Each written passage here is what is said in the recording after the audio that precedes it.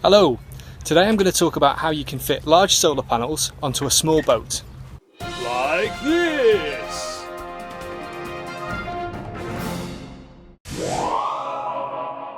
Step 1 is to decide whereabouts on the boat you're going to be able to fit your panels. There are a couple of important considerations here. First of all, you want the maximum efficiency from your panels. You're going to be paying good money for them and you want to get as much energy out of them as possible. So to do that, they need to be angled towards the sun. Right now the sun is over there. So what you'd want is your panels ideally to be facing in this direction. So that's one consideration, the angle towards the sun. The second consideration is shading. If you have any shading at all on the panel, even just if you have one of the cells covered with shade, then the entire panel will output a lot less energy. You can lose maybe 20% just from one small area of the panel being covered. So this is another important consideration. The third important consideration, in my opinion, is the loss of working deck space. You don't want to be cluttering up the working areas of your boat with solar panels because although you can stand on them, they are very slippery and that is not a good thing to have on your boat. When I was fitting the solar panels to this boat, the first place I considered putting them was here, just behind the hatch there. However, as you can see right now, this is an area that receives lots of shade from the boom, so that's really not a good place to put them. This is only a 9-metre long boat, so there aren't many options in terms of where you can fit panels. What I ended up doing was constructing a set of supports at the back of the boat, and I was able to place two 100-watt panels on top of these supports. The advantages of putting them here are A, there is hardly ever any shade at this part of the boat. It's well behind the boom and the mainsail, and it's a very good place to not have shading. I also wanted the angle of the panels towards the sun to be adjustable, and placing them here at the back of the boat gives me lots of scope to do that. Step 2 is to buy the largest panels available to you based on your budget and the space available. Step 3 is to buy a solar charge controller. These regulate the charge to the batteries and are very important. There are two main types. The one that I'm showing you here is the more basic type. They're very cheap to buy, but they get rid of excess voltage by creating heat. So they're much less efficient than the second type. The second type is an MPPT charge controller, maximum power point tracking. These can give you up to 40% more charge from the same panels. So while you're going to the trouble of fitting solar panels to your boat, you might as well get the most out of them and get a decent controller too. Step 4 is to fit the solar panels. Every boat is different, so I can't tell you how to do it, but I can show you how I fitted these panels to this boat, and you can perhaps get some ideas from that.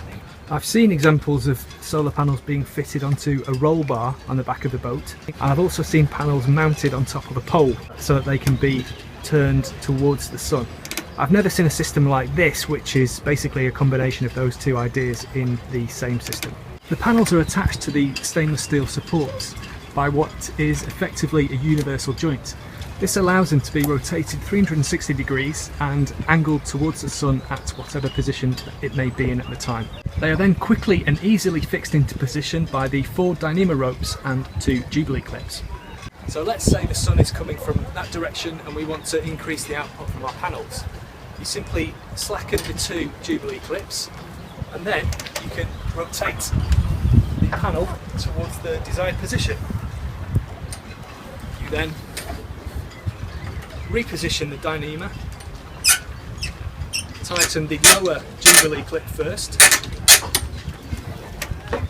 and then finalise the tension with the upper Jubilee clip.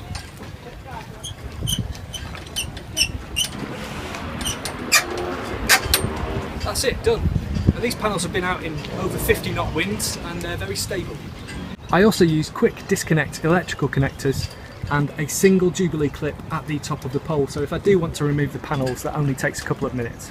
Give you a quick overview here. Each panel is bolted to a H-frame made from stainless steel tubing and T-pieces, and then we have a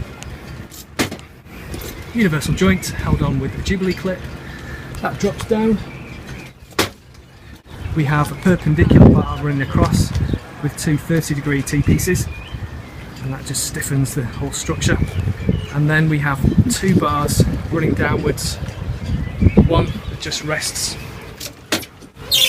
on an existing part of the boat, which is actually a breather for the fuel system, and then the other bar runs down, supported by this eye bolt. It then runs down forward to give a stronger structure, and that is simply drilled and bolted into the side of the boat. I added a stainless steel cable from the turnbuckle here, which runs up across a spreader and up, and that again just adds more strength to the structure. I would say 70% of the build time was actually measuring and remeasuring things. I wanted to make sure that the bimini would open, which opens backwards, without being interfered with, and lots of my time was spent planning and measuring rather than actually building. You can make your own supports like this really easily, and you've probably got nearly all the tools that you need already. You need a drill, some decent drill bits, some Allen keys, and the only tool that you might not have is a pipe cutter. This is a pipe cutter. They're very cheap to pick up and they're really simple to use. This is the kind of stainless steel tubing that I used to make the supports, and as you can see it's quite thick. It's about 1.5 mm thick.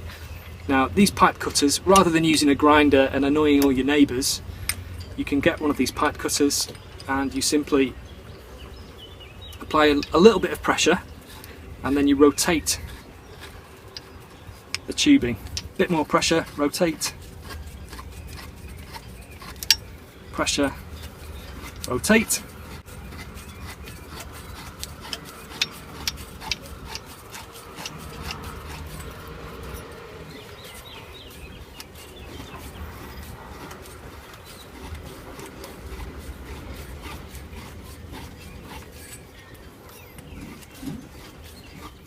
So it hardly makes any noise. You're not going to get on anybody's nerves.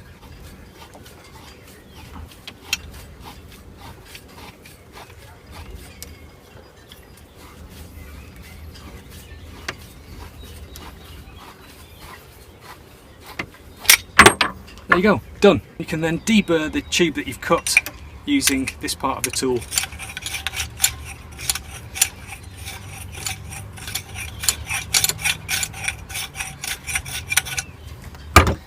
Then you're ready for the T-pieces. You just slide them in position.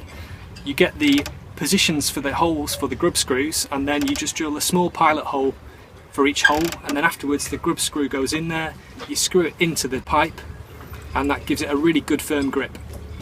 Using this technique you can get some really strong supports.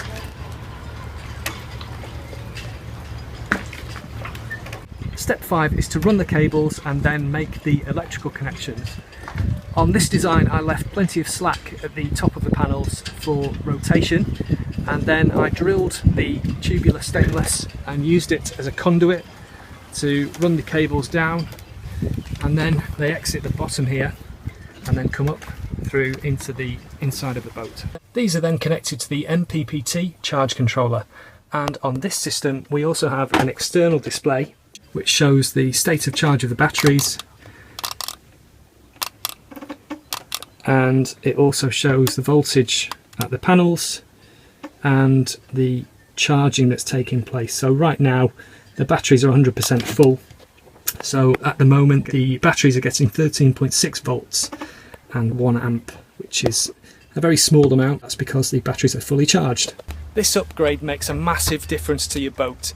It doesn't cost that much money and it means you can be really independent. My wife and I went on our honeymoon on this boat, and despite it being only 9 meters long, we spent 23 nights at anchor, and we didn't have to connect once to shore power, and we only nipped into port for 1 hour just to refill our water tanks. But we were completely independent, and we had the fridge running, we had all our lights, the anchor lights and the navigation lights, and we also used the inverter for things like charging our laptop. So we had lots of power, and all from these 2 solar panels. Thanks for watching, guys. If you want to see more videos, then subscribe, and don't forget, love life.